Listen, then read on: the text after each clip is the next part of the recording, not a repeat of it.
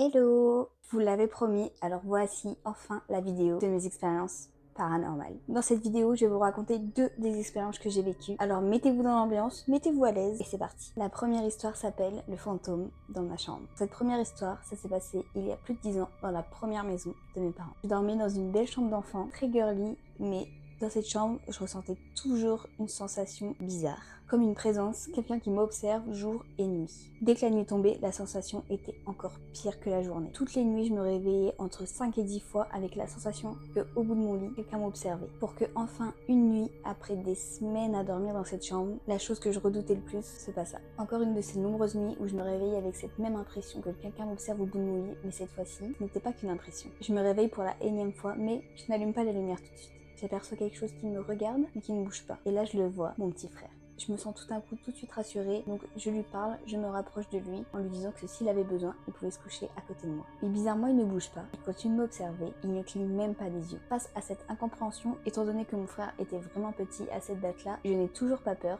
et je me rapproche encore plus de lui. Mais plus je me rapproche de lui, plus son visage devient blanc, ses yeux également, et son visage a l'air un peu déformé. Alors là, je comprends tout de suite, ce n'est pas mon petit frère qui était au bout de mon lit. Alors prise de peur, je me retourne une demi-seconde histoire d'allumer la lumière qui était à la tête de mon lit. Une fois la lumière allumée, je me retourne et là, plus personne. Et vu à quoi ressemblait ma chambre en une demi-seconde, c'était impossible d'en sortir. Et jusqu'à ce qu'on déménage, cette sensation, toutes les nuits, ne m'a jamais quittée, mais je n'ai plus jamais rien vu. Alors, hallucination ou alors une âme observée vraiment depuis des mois et a enfin décidé de se montrer. On passe maintenant à la deuxième histoire que j'ai nommée l'ombre du Airbnb.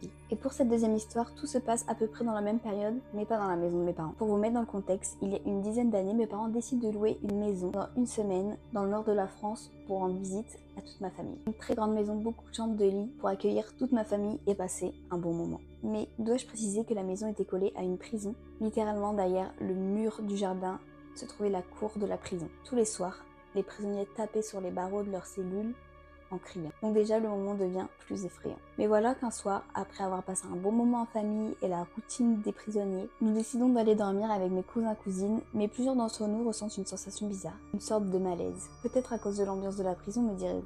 Mais ce n'était pas ce genre de malaise, c'était plutôt le genre de malaise où vous êtes dans un endroit mais vous ne vous sentez pas du tout à votre place, comme si quelqu'un nous disait de partir. Alors voilà que ce soir-là, des bruits dans la maison alors que tout le monde est endormi, des frissons, de la peur. Le jour revient et malgré très peu d'heures de sommeil, nous passons une bonne journée, mais voilà que revient le soir. Et ce soir-là, des cousins nous appellent dans une chambre dans laquelle personne ne dort et dans laquelle on n'était jamais entré. Ils nous invitent à entrer dans la chambre, à s'asseoir sur un lit et ils nous disent d'observer un coin de cette chambre. L'un d'entre eux va éteindre la lumière, le noir complet, et c'est là que je la vois. L'ombre de la chambre. Là, dans un petit coin de cette pièce, une ombre blanche, immobile.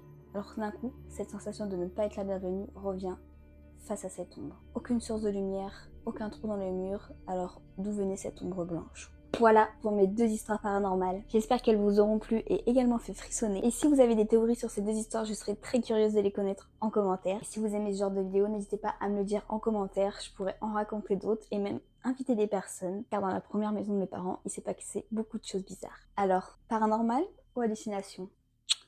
Bisous!